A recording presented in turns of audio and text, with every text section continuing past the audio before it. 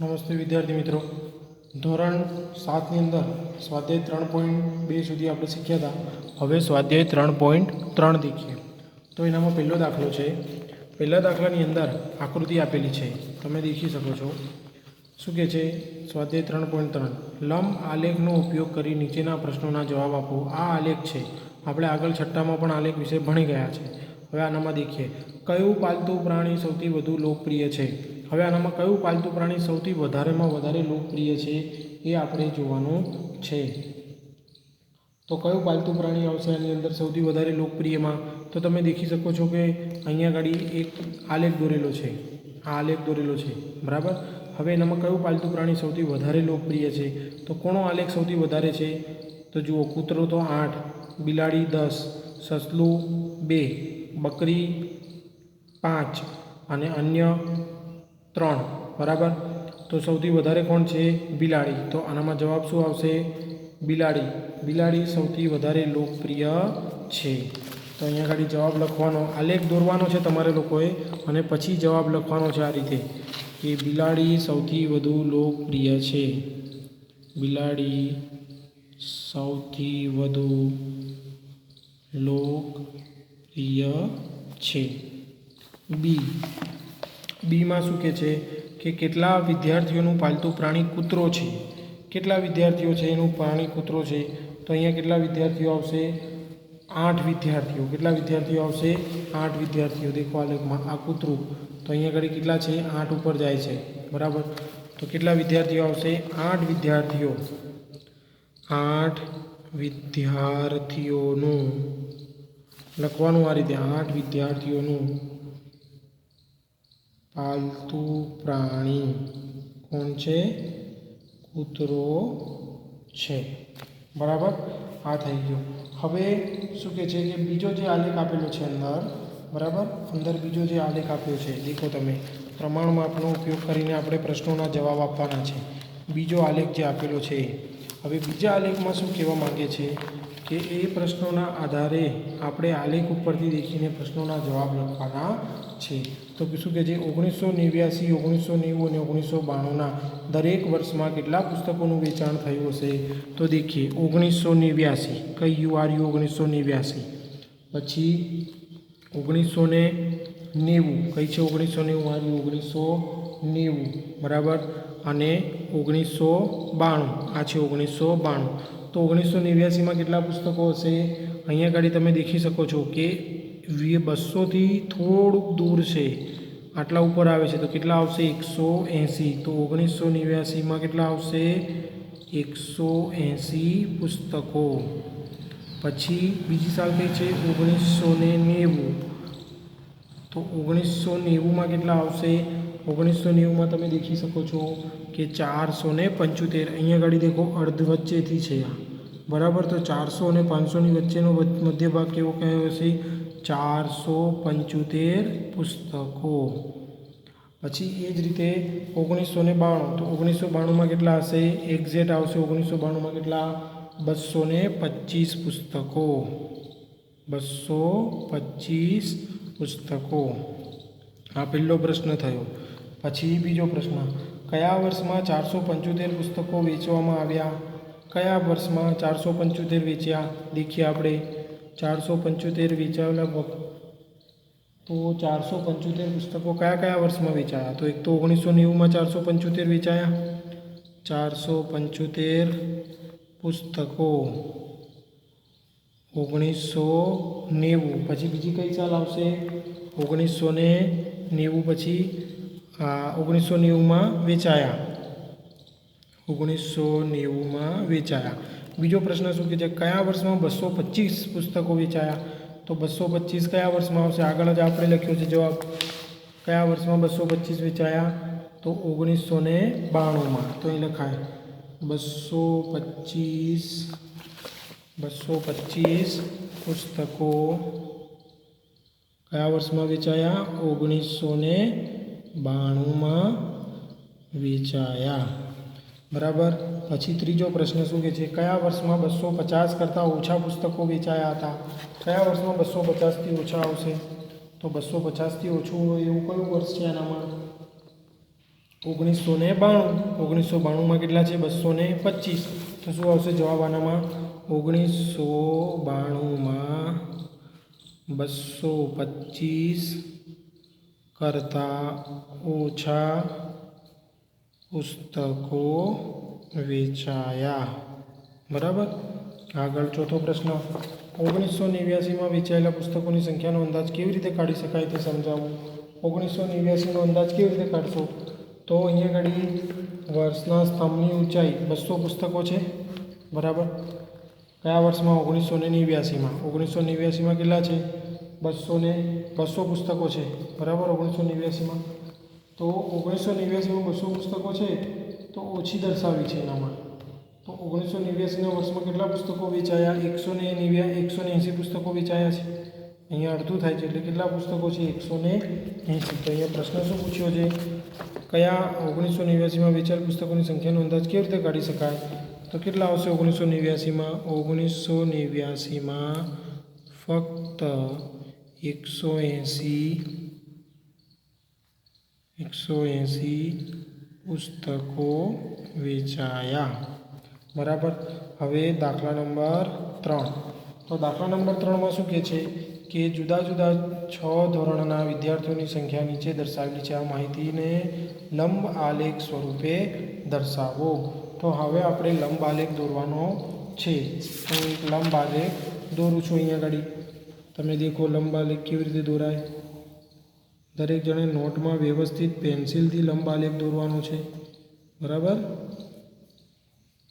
આ લંબ આલેખ દોર્યો હવે એનામાં આ ભાગ કયો કહેવાશે એક્સ અક્ષ અને ઊભો ભાગ કયો કહેવાશે વાય અક્ષ કહેવાશે હવે એનામાં જોઈ લઈએ કે આપણે એક્સ અક્ષ અને વાય અક્ષ પર કઈ સંખ્યા આવશે તો કે 10 20 30 40 50 60 70 80 90 100 પછી 110 120 130 140 બરાબર એ જ રીતે આનામાં કયું ધોરણ લખ્યું છે 5 6 7 8 9 અને 10 તો આપણે આડામાં અહીંયા ગાડી લખી શકાય 5 5 6 7 8 9 અને 10 બરાબર તો વિદ્યાર્થીઓની સંખ્યા કયા વર્ષમાં કઈ સંખ્યા હતી એ દેખીએ તો સૌથી પહેલાં 135 કયા વર્ષમાં 135 સંખ્યા કયા ધોરણમાં છે 5મા ધોરણમાં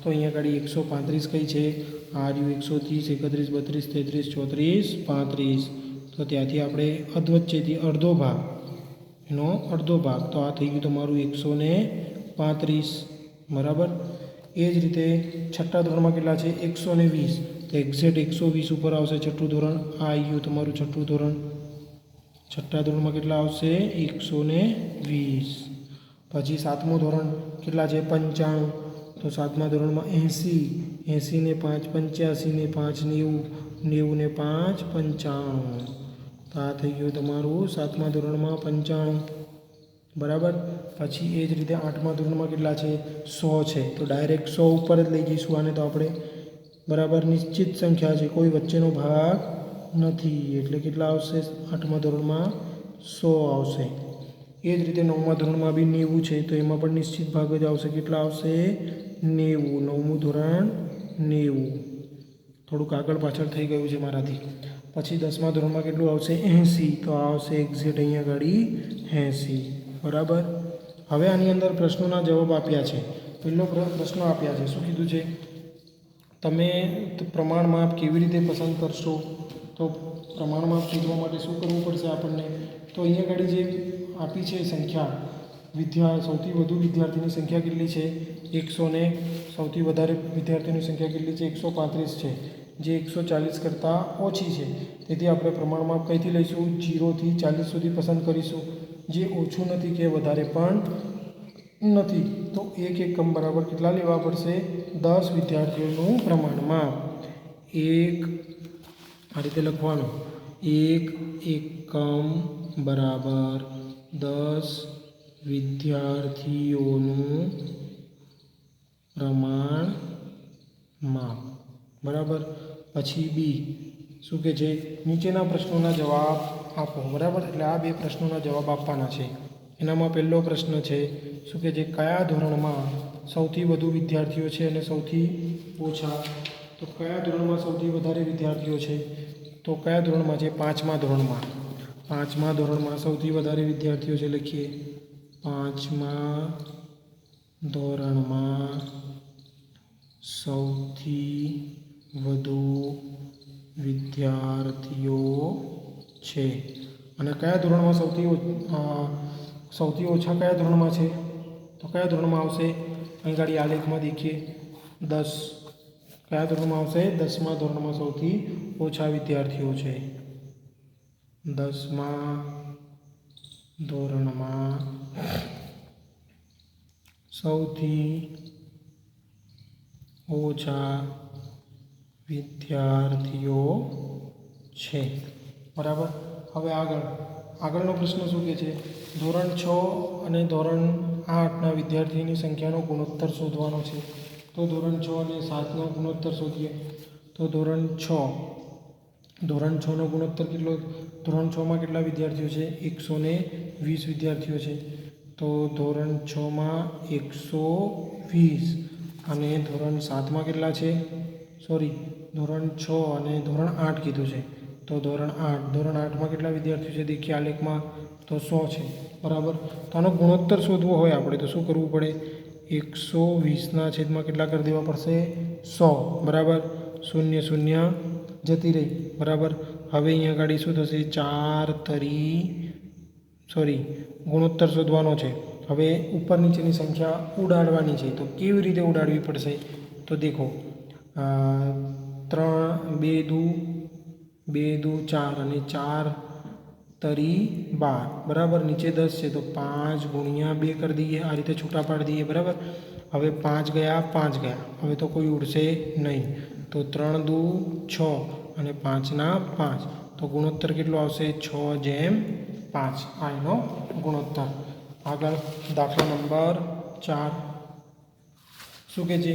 વિદ્યાર્થીઓના પ્રથમ સત્ર અને બીજા સત્રના પરિણામ આપેલ છે.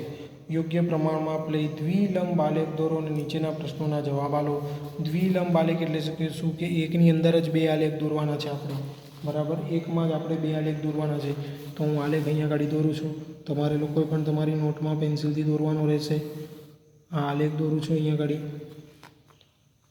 બરાબર. તો આ થઈ ગયું તમારું x અક્ષ, આ થઈ ગયું તમારું y અક્ષ. બરાબર. હવે અહીંયા પ્રમાણમાં 10થી લેવું પડશે. બરાબર. 10 20 30 40 50 60 70 80 90 અને 100. બરાબર. હવે પ્રમાણમાં કેટલું લેવું પડશે? અહીંયા ગાડી 1 એકમ લંબાઈ લખી દઈએ. 1 એકમ લંબાઈ બરાબર 10 ગુણ. આ 10 ગુણ લીધા અહીંયા ગાડી 10 20 30 40 એ રીતે. તો સૌથી પહેલું છે અંગ્રેજી, પછી હિન્દી, પછી ગણિત, પછી વિજ્ઞાન અને છેલ્લે સામાજિક વિજ્ઞાન. બરાબર. હવે અંગ્રેજી. તો અંગ્રેજીમાં પ્રથમ સત્રમાં કેટલા છે? 67 છે. બરાબર. તો 67 માટે 60 ને 7ની વચ્ચે 67. તો પ્રથમ સત્રના આપણે 67 મૂકી દઈએ અહીંયા ગાડી આ રીતે 67. બરાબર. પછી બીજા સત્રમાં કેટલા છે? 70 છે. કેટલા છે? 70. તો 70નો ભાગ એનાથી ઉપર આવશે. તો આ થઈ ગયા 70. બરાબર. આ દ્વિલંબ આલેખ છે. પછી હિન્દી. તો હિન્દીમાં કેટલા છે? 72. તો હિન્દીમાં 70 71 ને 72. અહીંયા ગાડીથી 72થી ચાલુ કરીએ. આ થયા 72. બરાબર. અને બીજા સત્રમાં કેટલા છે? 65. તો 60 ને 5 65 એટલે વચ્ચે 70 અને 65ની વચ્ચે 60ની વચ્ચે. તો આ થઈ ગયું તમારું 65. બરાબર. પછી ગણિત. ગણિતમાં કેટલા છે? 88. તો 80 ખરા. 80 ને 90ની ઉપર વચ્ચેના ભાગમાં અહીંયા ઘડી આવશે. આ થઈ ગયા ગણિતના 88. બરાબર. અને બીજા સત્રમાં કેટલા છે? 95. તો 90 ને 5 95. અને ઉપરનો ભાગ આમાં આવશે. આ રીતે કરીએ. આ થઈ ગયો 95. બરાબર. હવે આગળ વિજ્ઞાન. તો વિજ્ઞાનમાં કેટલા છે? 81. તો આ 80.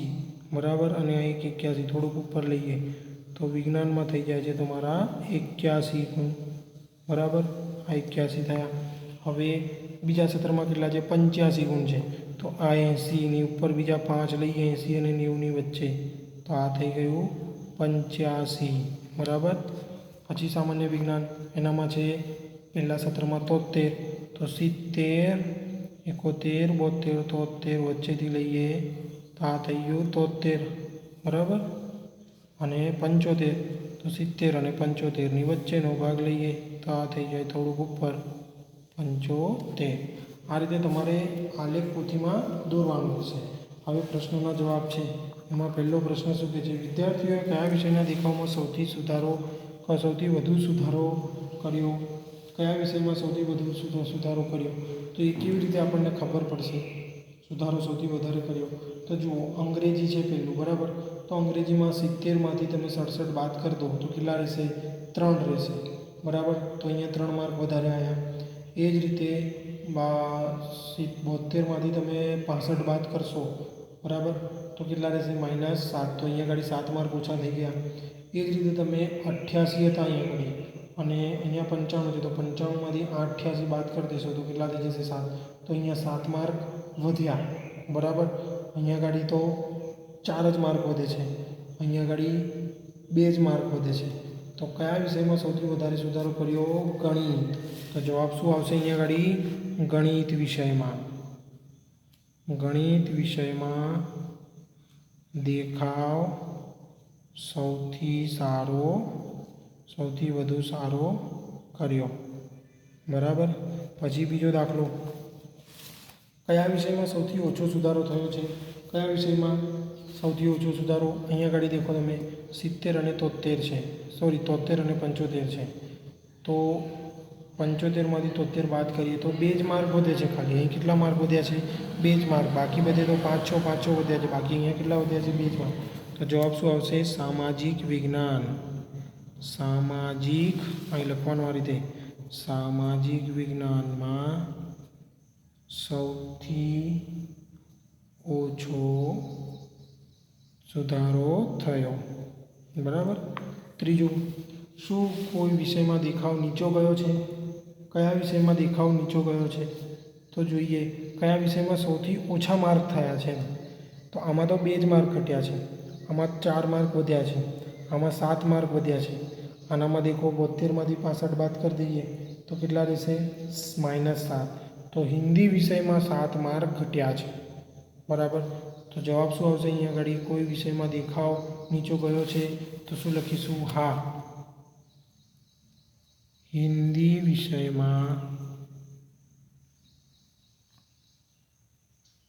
વિષયમાં દેખાવ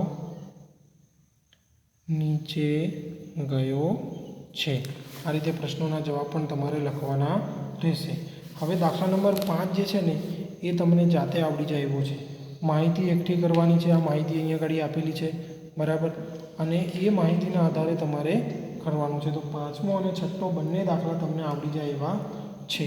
તો એ તમારે તમારી નોટમાં જાતે ગણવાનો રહેશે. અહીંયા આગળ શું કીધું છે? આ પ્રકરણની શરૂઆતનું જે 3.1નું કોષ્ટક આપ્યું છે ને, 3.1નું કોષ્ટક દેખો, તમને બતાવી દઉં સાથે. શરૂઆતનું જે 3.1નું કોષ્ટક આપેલું છે આપણને, આ 3.1નું આ વાળું કોષ્ટક, બરાબર. આ જે કોષ્ટક છે, આ કોષ્ટકના આધારે તમારે આ પ્રશ્નોના જવાબ લખવાના છે. આપેલી તારીખે કયા શહેરના તાપમાનમાં સૌથી વધુ તફાવત થયો, બરાબર. તો એ તમારે આ કોષ્ટકના આધારે તમારે લખવાના છે. સૌથી વધુ તફાવત, તો સૌથી વધુ તફાવત કઈ જગ્યાએ છે? દેખીએ અહીંયા આગળ તફાવત 41 અને અહીંયા 26, તો કયો આવશે? જમ્મુ કાશ્મીર. એ જ રીતે બીજો પ્રશ્ન છે, કયું શહેર સૌથી વધુ ગરમ અને કયું શહેર સૌથી વધુ ઠંડુ છે? તો કયું શહેર સૌથી વધુ ગરમ? તો ગરમ શહેર કયું આવશે? સૌથી વધુ ગરમ શહેર જમ્મુ કાશ્મીર, સોરી, સૌથી વધુ ગરમ શહેર, હા, જમ્મુ કાશ્મીર. અને સૌથી ઠંડુ શહેર કયું આવશે? બેંગ્લોર આવશે. કેટલું છે બેંગ્લોરનું? 21 ડિગ્રી સેલ્સિયસ, બરાબર. તો આ રીતે તમારે 3.1નો આ જે કોષ્ટક છે એનામાંથી તમારે પ્રશ્નોના જવાબ લખવાના છે. તો અહીંયા આગળ તમારો સ્વાધ્યાય 3.3 પૂરો થયો. હવે આગળની વિડીયોમાં આપણે 3.4 શીખીશું.